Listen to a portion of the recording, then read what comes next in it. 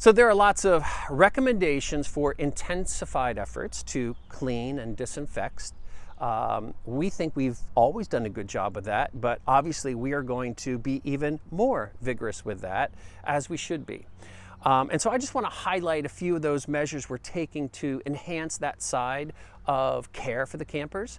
But there'll be additional ones on the website too. I just want to pick out a few of what I think maybe are the key ones. I think we understand, what disinfecting looks like, and we have lots of kids and lots of staff, and we've always cleaned. And so we're simply going to step that up. We have a procedure for the end of the day, a procedure for the middle of the day, and a procedure for things after camper use. And we're going to continue to direct campers to wash their hands before activities and throughout the day. That makes good practical sense. We've always encouraged them to wash their hands before they eat and after they get dirty. So to help that, we've purchased some hand washing stations that we'll place throughout convenient parts of the campus. And that way they don't have to trek inside to do that. They can do it right outside here on this beautiful campus. We've also invested in the purchase of quantities of hand sanitizer and disinfectant that are both CDC and EPA approved. The main product we've come up with is called BioEsk. There's a link to it on the website.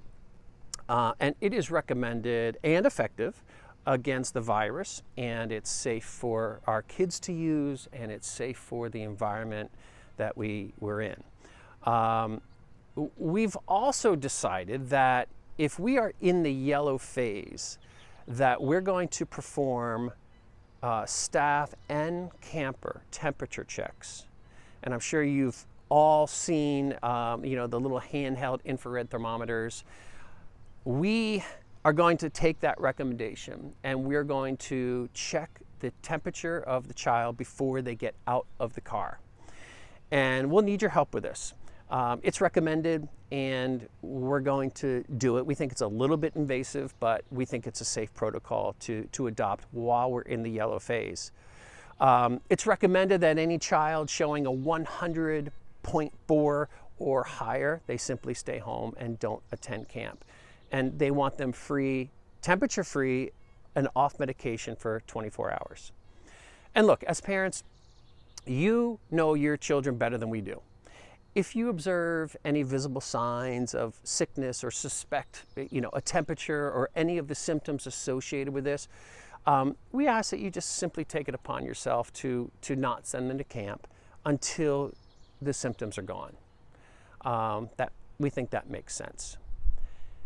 Group sizes. This is something that is really not that far off for us. I mean, if we're in the yellow phase, we're likely to use the recommendations to create some smaller groups. Well, the good news is we are small camps, so our groups have already been small. So this is really not a big adjustment for us. But what we may do is we may create some smaller subgroups, and then we can mix those subgroups at times so that the new camper connections can still be made with their age group. Larger groups, they can still be involved if we're in larger spaces. I mean, look at this big, beautiful space right here. This is not a problem. The guidance does suggest that larger groups can gather and play outside, where the risk of spread is much less. And we have a beautiful air-conditioned gym. We're inside sometimes. We'll do it smaller groups inside. When we're outside, we can take the fresh air. That's what we're going to do. We wanted you to know. And again, all these details are up on the website. I just wanted you to see and hear me so you can either feel reassured or turn me off. The next section is about social distancing and some of our community gathering events, both of which are important to our camp community.